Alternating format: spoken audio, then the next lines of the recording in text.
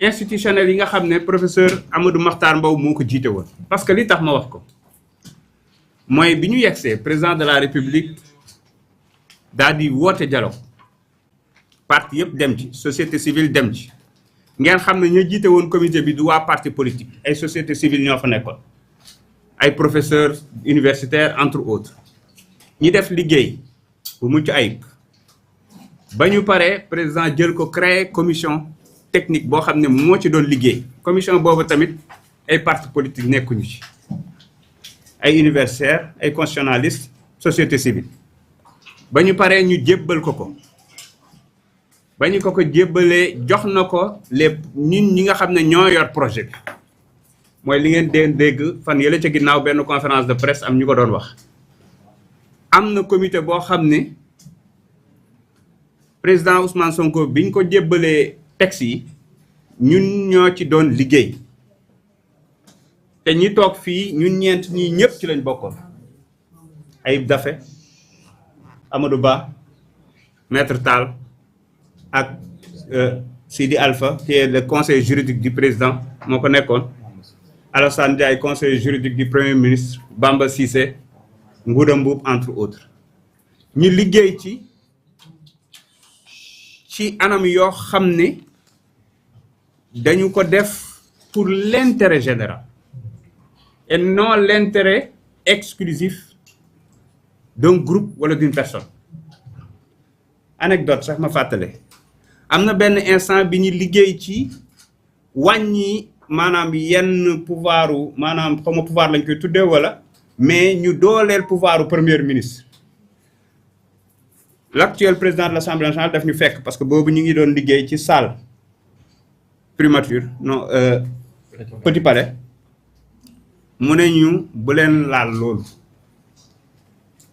bu leen ko def en tout cas pour man ñu ne ko d'accord. Alors l'objectif c'est quoi? C'était def benn constitution boo xam ne day transcender les régimes ñu xool ko nag ci fànn yépp de façon globale texte yépp ñu xool ko ba dëppoo ci pratiquement lépp daal di jël jox président de la république. Donc il faut ñu rappeler processus bi ñu yegg maanaam texte yi jógee ci dialogue bi la ñu dialoguewaat ko ñun tamit ci biir dans le cadre du projet avec ñu jege présidence ñu jege premier primature ñu jege assemblée nationale et des spécialistes ba génn texte yi bi ñu ko defee ba pare la ca topp mooy président waxoon nañu ne dinañu ko am fii ak le 31 mars ñu xaar ba 31 mars jot réforme yi ñëwul ca la L29 L30 bi nga xam ne te njël benn législature yi la ko député yi génne woon président wu parti bi ne leen teg leen ci suuf parce que c'est très important ñu rappeler loolu ba ñu demee nag ba nga xam ne parce que aussi réew mi dafa am fu mu jaar am ay problèmes yu bëri yu fi am yoo xam ne tripatouillage code électoral ak constitution moo ko indi ay nit faatu ci ainsi de suite te bi ci ëpp solo mooy bi nga xam ne dañuy xañ ay sénégalais pour ñu mën a dem laaj baatu askan wi te xam ne askan wi moom mooy tànn parce que gis nañ yeneen réew boo jëlee fu mel ni États-Unis seen yoon nekkul ci lu président mës a def ak nangam l'essentiel mooy bu dee askan wa ñoom d'accord nañ ne kii malgré tout moo ñu war a jiite ñu may ko chance boobu dëgg la nag am na yoo xam ne moom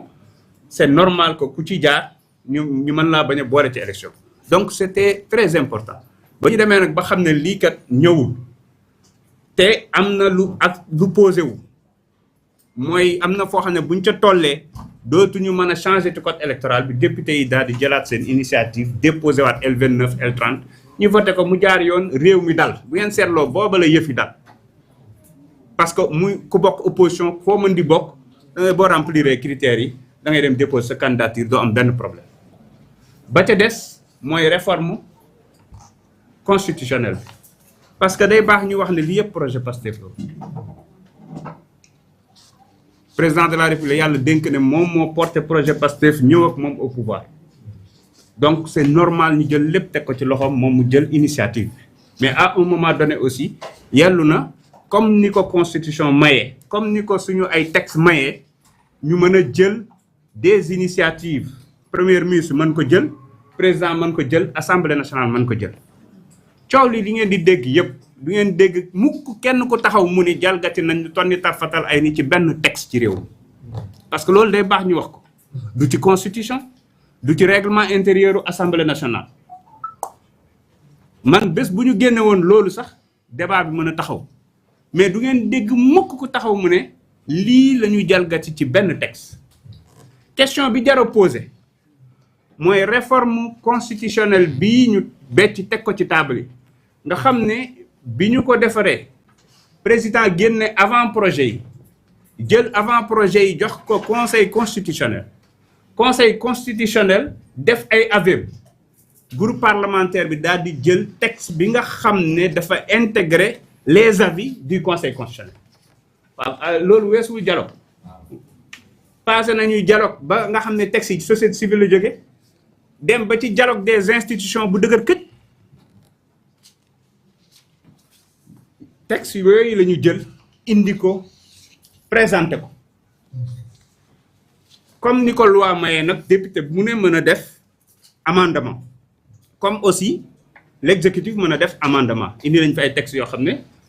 loi sur la transparence exécutif defoon na lu mat 40 et quelques amendements par exemple loolu mooy dans l'ordre dans le fonctionnement normal des institutions ak des procédures yi nga xam ne dafa jëm ci wàllu googu noonu donc dafa am solo ñuy rappeler ne benn problème amul nii ci procédure nii ci initiative wala dara loo xamante ne nii lu yees la lu fi am déedéet question bi jar a posé mooy ndax askan wi lii nga xam ne teg nañ ko fi muy réforme est-ce que askan wi amal na leen njëriñ d'accord nañ cëm déet bu dee dafa am lu ci yees loo xam ne bu ngeen seetloo souvent moom la ñuy jéem a lëndëmalee xel yi mooy buñ ne déclaration patrimoine ndax askan wi d'accord na cëm déet booy dugg ak booy génn yaakaar naa ne ñëpp ci d'accord d'autant plus que voté nañu loi ci déclaration patrimoine gën ko renforcer lu yàggul dara donc bii dafa concerner président de la république bu ñu ne après réforme bi bu ñu waxee ni est-ce que d'accord nañ ci président parti nekk président de la république yaakaar naa ne ku fàttaliku président Abdou Diouf ay jamono dafa taxaw mu xalaat mu ne moom diis na mu continuer di nekk président de la république ba pare di gérer waat un parti ca la créé poste secrétaire général Ousmane Tanor Dieng mi gérer parti bi même si les autres n'ont pas suivi après mais ñun dañoo suivre benn logique boo xam ne ci texte su Pastef la nekkoon depuis te logique boobu ak esprit boobu sax moom poussé woon le président de la république ba mu démissionné ci poste secrétaire général am donte texte parti bi exigé wu ko woon ci même logique boobu moo indi tamit lii mu nekk ci réforme bi ma wax ne aussi du Pastef fa ko indi de ca dialogue ba la jóge loolu fekkante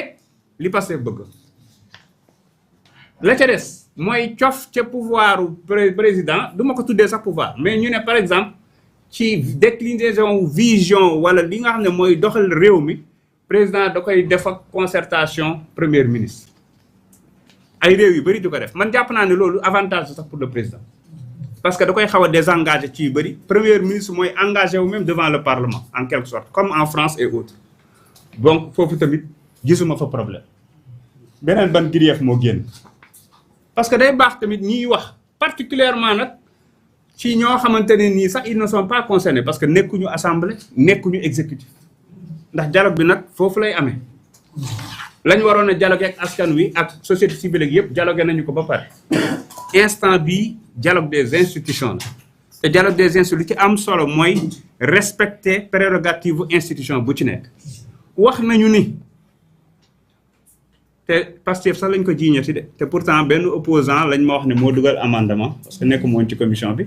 mais moo dugal amendement bu Adama Diallo non inscrit pour ne assemblée nationale mënuñ ko dissoudre plus de 2 fois ci benn mandat déjà pour équilibre institution yi ak autonomie institution yi loolu xel mën na koo nangu benn ndax président de la république bii yegg si may nañ ko mu dissoudre parce que tamit